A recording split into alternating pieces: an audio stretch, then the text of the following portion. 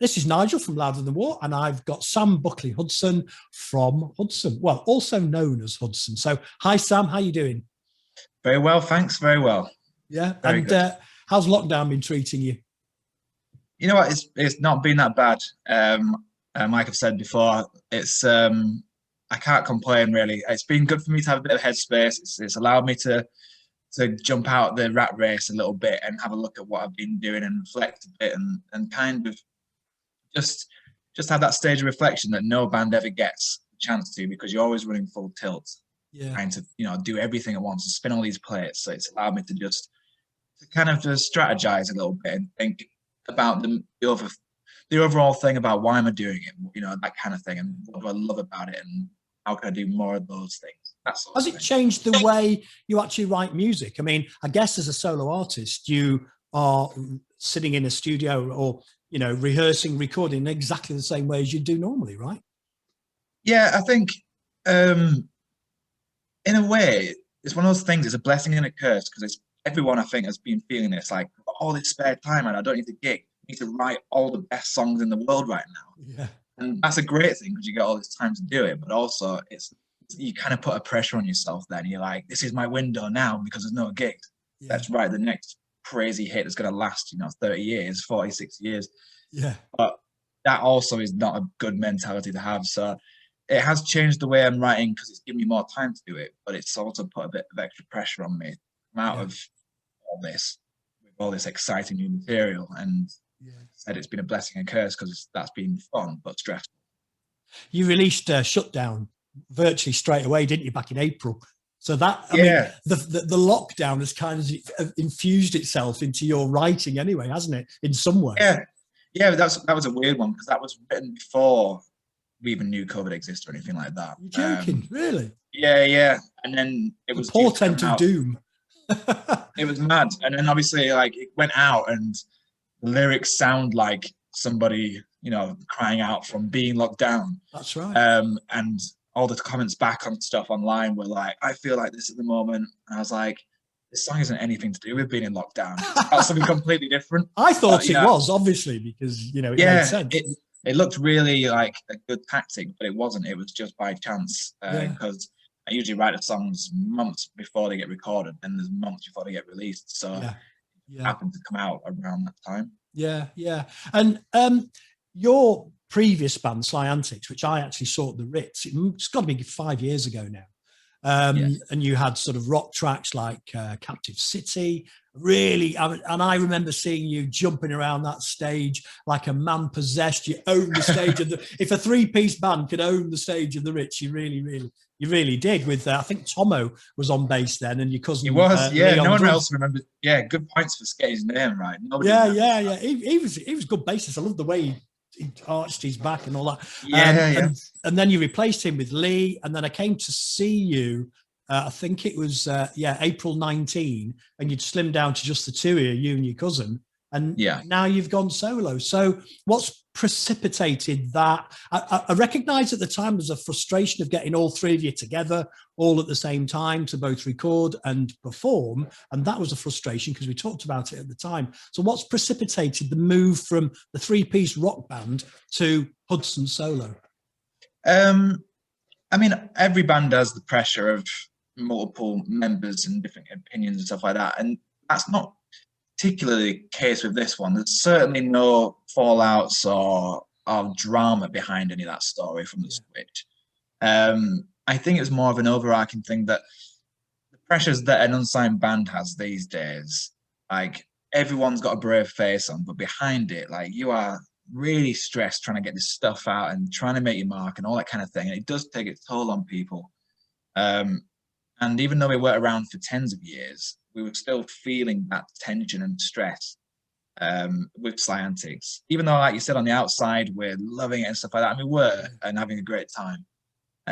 But it was a completely natural thing that, Chris, the bassist at the time, had a child and wanted to focus more on family life and didn't want to go through that thing where we're like, we got a gig tomorrow in London, can you go there? Like, and that makes total sense. Like, I'd yeah. rather him be doing that.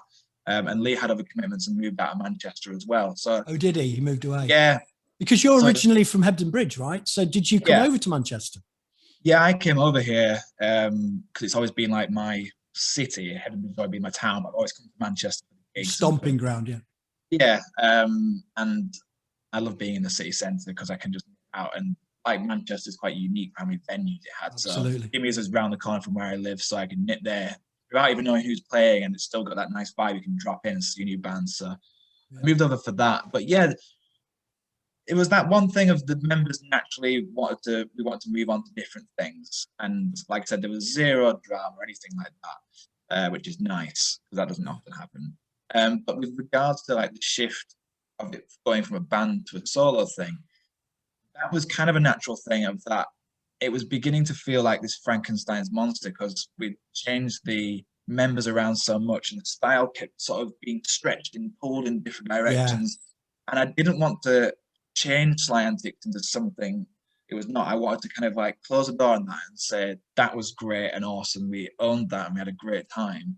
Let's not try and tweak it and morph it into something that's not and start it as something kind of fresh that allows us to jump across into something new quite fluidly. But I remember during the life of Sly Antics, you started out being very rocky, and then you sort of infused it with a lot of funk.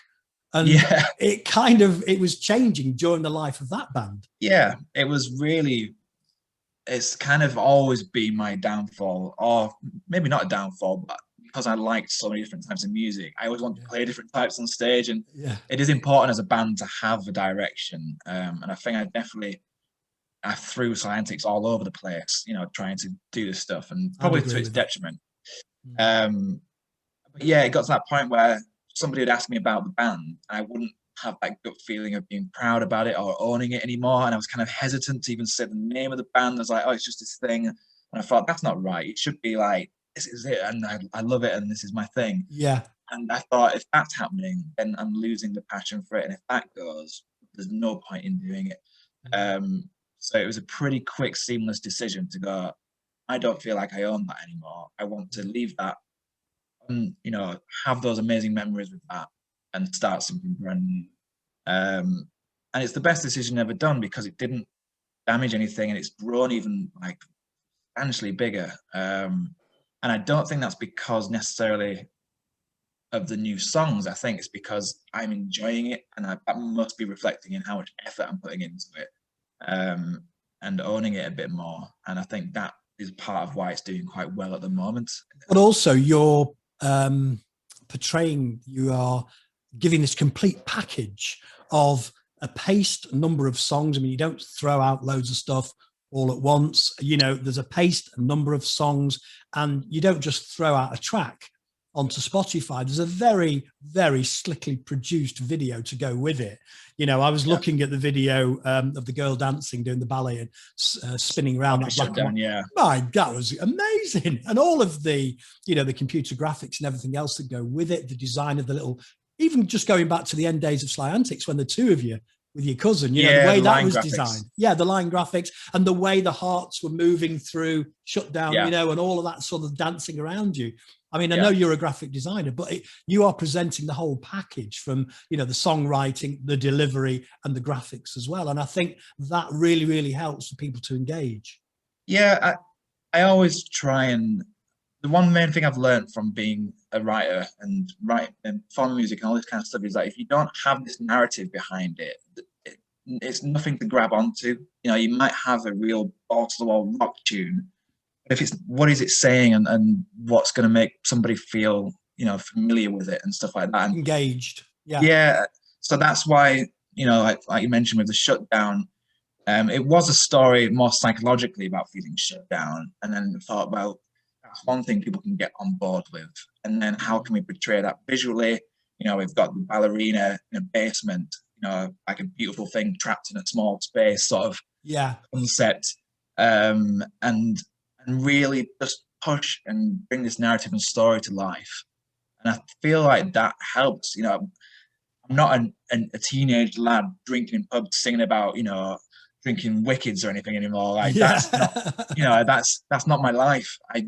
We're all human. We have these sort of psychological things that we think about, and everyone's got all these sort of issues. And it's not trying to play the mental health card with every track, but it's kind of saying, it's trying to be more honest about every track and say, I'm not a cool influencer rock hero. I'm just trying to say, this is me feeling a bit shut down, and here's a track about, you know, how it feels. It's almost, it is a mental health thing, isn't it? You were alluding to that in the song, in the title. Yeah, it is. It's just, like I say, it's that line of just being honest about yourself and really, and you know, I always feel like if you put yourself out there in these tracks with the lyrics and stuff, and bare yourself sort of naked to the world a bit more, you know, people respect that more. You know, absolutely. I feel like the bravado is the opposite of that, and it's kind of actually, you kind of disguising yourself a bit with that. So kind of just, I want to switch it around and be honest. Well, that almost is reflected in the evolution from the band to you being solo. I mean, it's a journey, isn't it? It reflects the same thing. Even from the name, you know, that's what was one of the things that I was kind of almost embarrassed about, was Sly Antics was kind of like, in the term of that is like lads being sly and young, mischievous, and you know, that's great when we were younger. But if I was like a solo artist now called, you know, Sly Antics, it'd just be a bit weird and it wouldn't be right. Yeah, you know, that's right. I'd rather be, I didn't want to be just Sam Hudson, because for some reason I just felt I was a bit plain, but just to call it Hudson and have the different spelling of Hudson. Yeah. My graphic design head was kicking in because it's symmetrical using the U on either side. Yes, it's almost palindromic. So I was like, that was the reason for that. But yeah, I feel like I feel comfortable with it now. Felt awkward with it before. That's kind of the main. And the songs, they've really evolved into a deeply personal thing. I can feel there's a powerful emotion before an almost explosion in some of these tracks, you know. And I'm getting kind of, you know, Violator era Depeche Mode, and then a bit of gospel, and then a bit of rock, but it's personal to you, and I couldn't pigeonhole the sound, you know.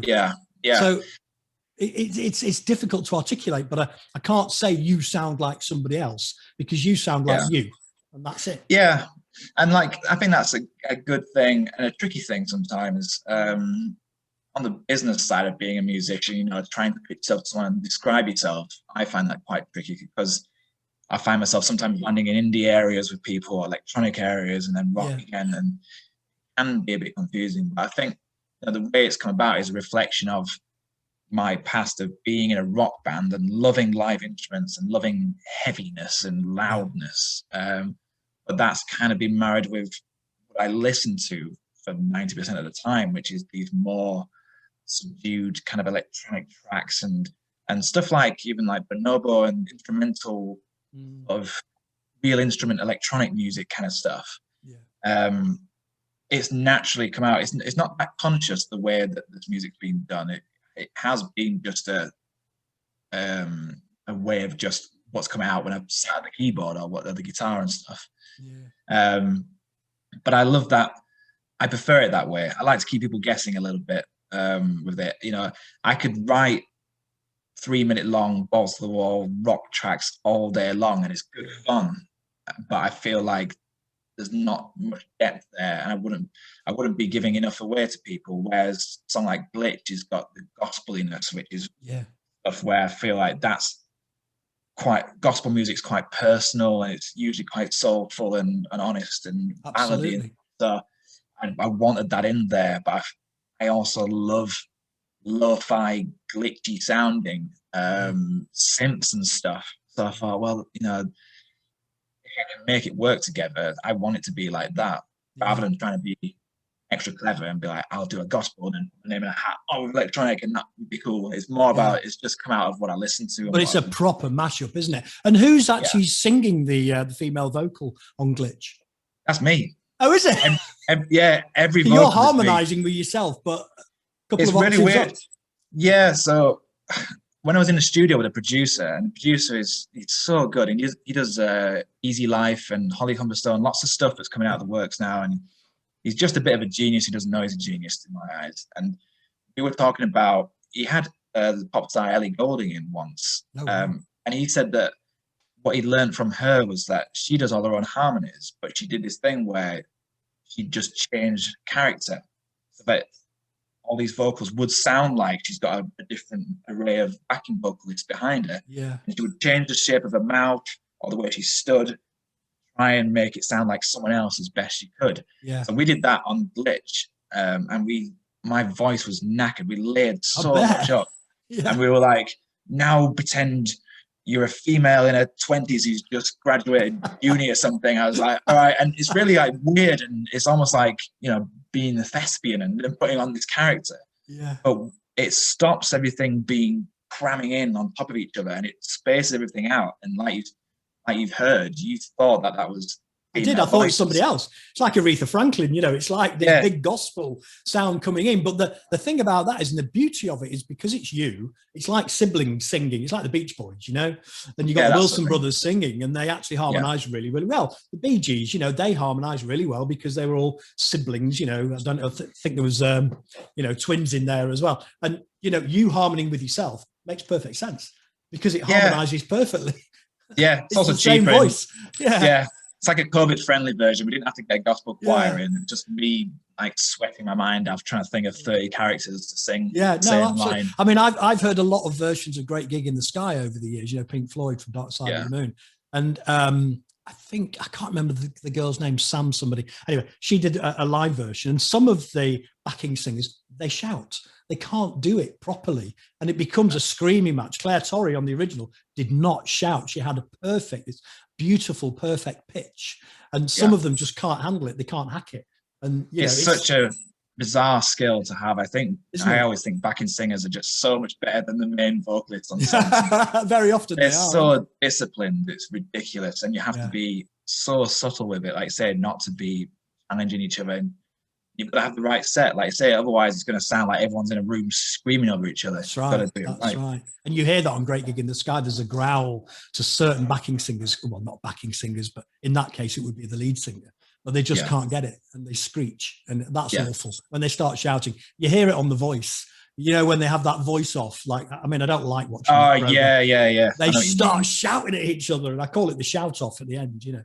Awful. Yeah, and it's all these like ridiculously like cool trills and stuff, and it's basically like an ego match, isn't it? Yeah, no, absolutely. So Glitch comes out today, and today's Friday the 9th of April, and there will be an accompanying video, I guess. So yeah, that's actually out today as well. Everyone always says hold on to it for a while a bit, but I just want to get it out and have people see it. So and you've produced, once again, you've done all the graphics for the video. Yeah, I wish I hadn't, because with this one it was my first attempt at stop motion animation in a way, that drawing frame by frame. And I worked it out. I chose Glitch to do this on because it's the shortest track I've got coming out. So I thought that'll save some time compared to the other tracks.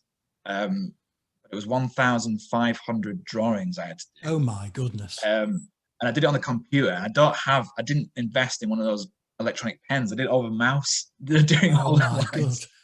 So I just I had to be somewhere else in my head. I've got 2 screens that I'd like a series on to watch, and I'd just be tracing it and then clicking next frame, trace it. Oh God. It took about 2 months of evenings and stuff like that to do it. Wow.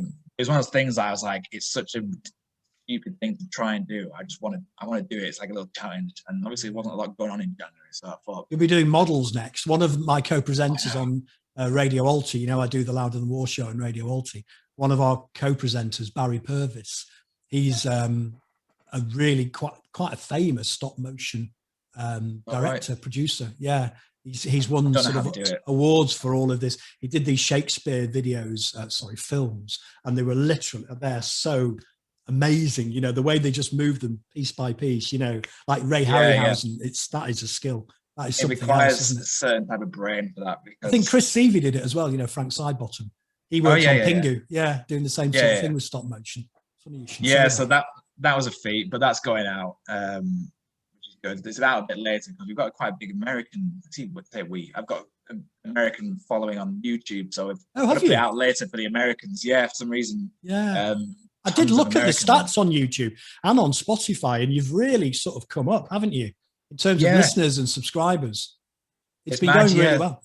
Yeah, I think we had nearly 2 million players on Spotify alone last year in the last 12 months. And YouTube's gone quite mad as well.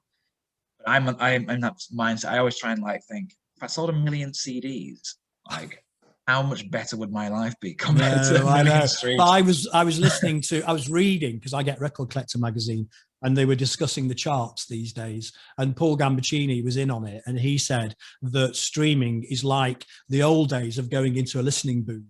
And literally, you're just listening to people's music, virtually for free, of course. But he didn't think that those listens should be included in the charts. It was basically a discussion on charts. And it is like a listening booth. When you're listening to Spotify, you know, you're paying a fraction of a pence to listen to that track, aren't you? So and it's the physical that makes it all worthwhile, you know. It's that lost art of deep listening, whatever they call it. That's right, being immersed in an album or whatever. Yeah, I mean, I remember doing it where I'd have my Sony Walkman, switch the lights off and put my massive headphones on and do an album from start to finish. And I thought, I've definitely lost that art now because I'm guilty of it. I'll see an artist that I love and I'll be like, oh, I've got an album out today. Oh, cool. Yeah, first track's cool, whatever. Yeah, next. Yes, yeah, it's cool. And I'll probably won't listen to it again for a week. I do it all the time. I get angry at people for it, and I'm guilty as anything for doing that. And it's too readily available. You know, I used to get the bus to Manchester to get an album the day it came out. Same and here. I'd listen to it back on the bus back, and I'd be like obsessed with it and listening to every note. And if there's a lyric sheet inside, you'd be reading all the lyrics. Yeah, all that. Yeah, it's a shame. Like, I think there is some kind of comeback with having physical stuff. There's obviously people still buying vinyls and that. Yeah. I think there is, you know, some positivity, you know, at the moment where people are appreciating physical stuff. I think you can find more. I mean, I remember the days of Winamp where you were just nicking music, but it actually opened you up to so much more. I got into Philip Glass and the Aphex Twin and all sorts of stuff, fuck buttons that I would maybe not fuck buttons, but maybe stuff that, you know, stuff that I hadn't listened to before and wouldn't have had the opportunity of being, you know, having that exposure to before. I think Spotify is great for that. Yeah, people, the radio feature on that is the best thing that I've ever experienced for discovery of new. If I find and you can do it with a song, obviously. So if there's a song that you love, you know, you do the radio thing, you can listen to a few hours of similar stuff. And the same you're right. I found artists that you wouldn't have dared pick out their CD if you're in it or something like that. You wouldn't know it. You wouldn't know it at all. There's benefits. Yeah. So just moving on, is there going to be a physical release of Glitch? Are you going to be doing any EPs, or are you working on an album? Yeah, Glitch is part of an EP, but it's a 7-track EP. So it's virtually an album. So it's pretty much an album. It's a lot of tracks for an EP. Why didn't you go one step further and produce an album? Because I like to know I've still got that in my arsenal. You know what I mean? Like I can still fire the album out at some point and it's still an exciting thing. So for me, it's about not, even though it's 7 tracks, some albums pretty much are 10 tracks. But I just want to not give it all the way too soon. So I feel like I give an EP out and then there's still an album that can come out at some point. But it's going to be 3 singles. Glitch is the first one out today. Then there's going to be 2 more over the next few months. So this is going to build up to the EP. Yeah. These will be part of the EP. Yeah. So then the EP will come out and it'll be all together. Then it's the Glitch EP. This is a title track of that. Yeah. Very excited to actually have that much in the head. I'm usually doing stuff last minute, but like I said, for the last 12 months, I've had time to gather this together. And now I feel like I got a plan. I don't usually have a plan. I'm usually just doing stuff. This is actually the most organized I've ever been. So release it to the world. So, and in terms of physicals, are you going to do any vinyls or anything like that? Any collectibles? I think I probably will be looking at something like that when the whole thing comes out. I think it's substantially enough to have something physical with it. And I can look into, you know, the Shut Down single and Run single were really powerful last year. So I've been trying to think of something like that where I can just package it all together and have something physical with some artwork in it. And just pull it all together. Because I feel like people want a bit more, even more than the vinyl sometimes these days, and just have something. I'd rather give fewer people something really good than like try and fire out as much stuff as possible. So I know. They like the whole package of the T-shirts, the prints, the signed vinyl, the multicolored vinyl, you know, the CD, the download, just the whole package. You know, it's just do it quite well. They do some limited editions of stuff that they do, which is cool. Yeah, they're another band that's, you know, they've got their, say, branding. I hate saying stuff like that with bands because it kind of kills the magic. It's an integrity from their point of view. It's a look. That's what it is. They're not. They're not. You know exactly what they're about. And they stick it. I don't think that's pretentious. I think that's just going for a look. I mean, some bands, you know, you see them. I saw the Psychedelic Porn Crumpets at the Band on the Wall, and they just staggered on stage wearing tracky bottoms and ripped t-shirts, and they didn't really have a look. And I like a band to have a look. You know, I think it's correct that, you know, Slow Readers all dress in black, for instance. Actually, Is This all dress in black? Actually, Line's all dressed in black. Yeah, they have an identity, don't they? You know. Yeah, it's important. You know, it is. It's always been a thing since the beginning of popular music. Absolutely, so absolutely. It works for a reason. As long as you are comfortable in that, you can tell when someone's doing it but doesn't believe it themselves. That's right. They look out of place, don't they, in the band? Yeah, I've seen some people. Yeah, when some acts try to be punk, but you're like, no, you're not, though, are you? You know, I wouldn't try to be a punk. I know I'm not punk. But being somewhere, I'm like, I reckon he's not that punk. Now, you mentioned Run, and during the Run video, you answered a question from a member of the public, and they asked you what instruments you played, and your answer was guitar and bass, but I want to learn the keyboards. And then the next video was you playing a piano version of Run. So that was very quick. Yeah, I didn't think about that, actually. Yeah. That was one of my lockdown purchases. I've got it right next to me. I got a piano. Yeah. And I'm almost annoyed that I didn't do this sooner. I'd say any musician that doesn't have one, and they're not that expensive, really. Like, well, clearly you could play the keyboards before, right? No, I just give it a go. I'm not trying to I'm not like trying to be one of those people who's like, oh, just trying to do it. But I did sit at it for a lot of hours. Yeah. You know, getting used to it and just having my headphones on, because it's electric one, so I can have my headphones on and just forever. I mean, it was impressive. I mean, the piano version of Run's great. It sounds accomplished, you know. It doesn't sound like a rookie.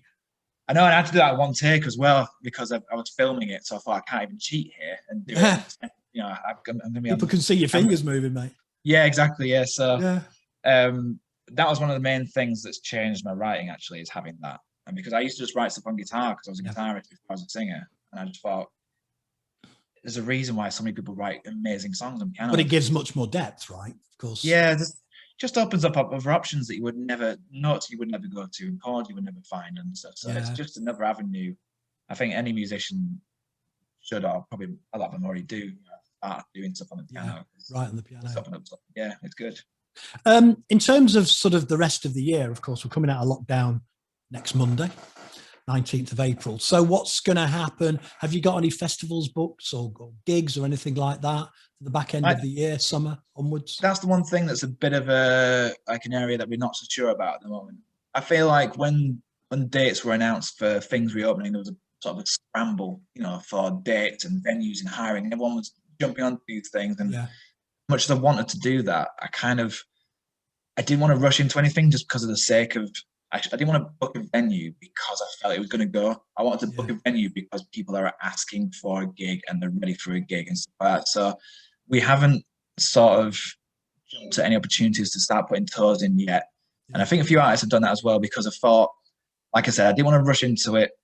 As much as we've got a lot of music coming out this year and it makes sense to be gigging around it, I'm going to try and look at doing something a bit different to the standard venue, try and sell it out sort of thing. I want to even look at doing like a listening party where I'm playing some of the songs acoustically and chatting to people, or just something a bit different, I think, for this one. Couldn't you do like an audio visual thing, you know, like a live thing where you incorporate the sort of videos and graphics that you're clearly talented at as part of like an AV thing, where I went to see Chris Cunningham and there's a lot of Aphex Twin in there, Gil Scott Heron, and it was all sort of video, lots of stuff going on. You could almost do something like that, couldn't you? Yeah, that's the sort of thing that I want to be looking into. I want to do it. I want to be smart about it rather than rush. And I've done the gig circuits for a long time, and it's great fun.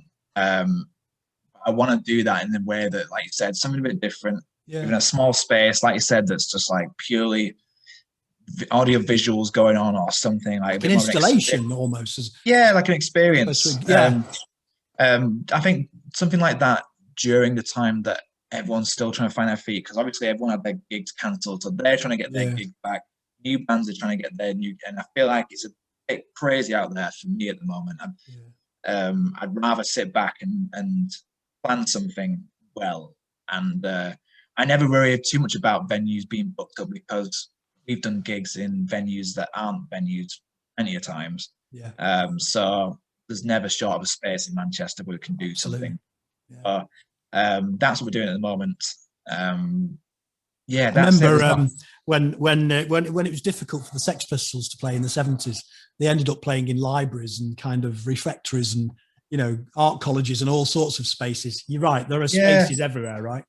Yeah, and especially as like doing it solo-ish. The good thing about live is it kind of can expand and be as small and large as it needs to be. So if we get a huge space, you know, still gig with a drummer and we've got bassists and stuff. So it's like sort of session musicians coming in. Yeah. But say we had to do something really small, it could just be me and a guitar and a laptop and do something a bit more different. I was going to say, how were you going to translate what you've managed to do, you know, in the studio into a live space? I mean, clearly it would be quite challenging to do your backing vocals at the same time. Yeah, stuff like that. Yeah, it can be done, and I think the way that I've sort of sat down with some of the people as well, musicians who want to get on board with doing it live. Yeah. And so pull them in, like you say, as session musicians, because with Sly Antics, you always had a tape running anyway, because you were filling in the gaps electronically or the soundscapes that were going on, you know. Yes, like synth-wise was always played, you know, on the SPD drum pad and stuff like that, and triggered and stuff, and a bit of track in there as well. But yeah, it's one of those. It's like, do we try and make it exactly like the track and try and get all the sounds in again? Probably not. Part of me feels like as long as it's not like unrecognizable, but I'd rather the live version of this be something different and be more entertaining. It's not about you going on there and trying to get exactly the. That's not what. But you know what punters are like. You know, they very often want to hear what's on the record at a gig. You know, I went to see Clark at the Warehouse Project, and he missed out Winterlin, which was my favourite track, and I felt cheated. Yeah, that's what annoying me. I do go usually for the one track.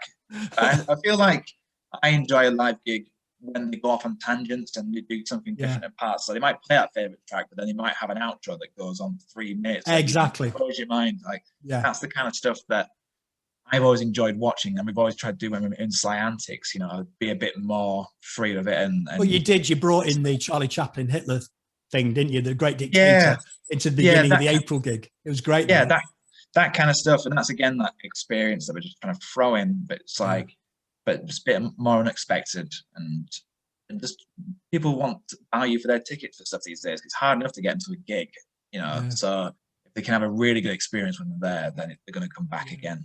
Yeah, no, absolutely. So outside of the releases, the potential live stuff, is there anything else going on in your life? Any collaborations, anything like that we need to know about? There are a few actually collaborations in the pipeline, which is something I've not done before. That people have reached out to me and sort of, I didn't really know much about this world. I didn't think about that world much. But from all over the place.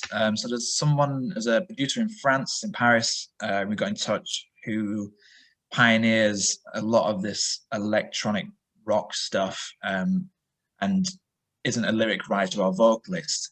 And we've teamed up on something that we're going to be putting out this year. Right.